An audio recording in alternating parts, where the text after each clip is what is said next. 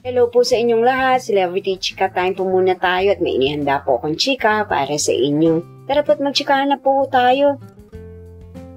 Asia's multimedia star na si Alden Richards super excited na sa kanyang mga upcoming project. Yes, mga maka-Celebrity Chika Time, yan po ang ichichika ko sa inyo na lubos na yung pong usap-usapan ngayon sa social media ng mga netizens, lalong-lalo na nga po ng mga followers at supporters ni Alden.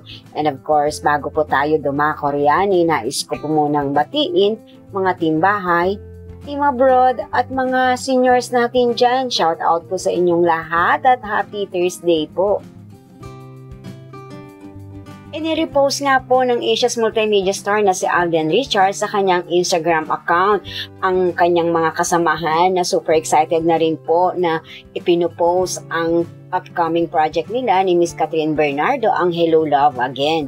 And of course, maging pati si Alden, excited na rin po na pumunta ng Canada at gawin at mag-shooting na nga po para dito.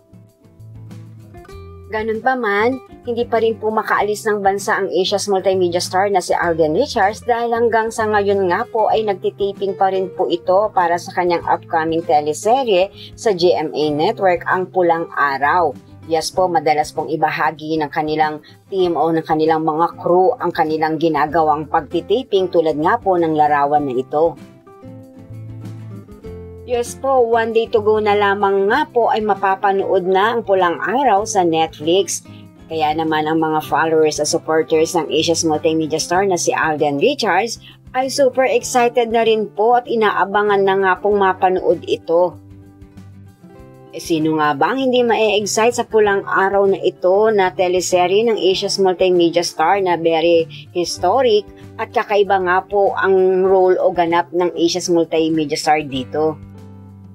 Yan po ang aking chika updates for today. Salamat po sa inyong panunood. Huwag po kalimutang mag-subscribe. Pwede po mag-comment sa ibaba. Basta wag lamang po harsh o nakakasakit sa isa't isa. Salamat po muli. Spread love, not hate.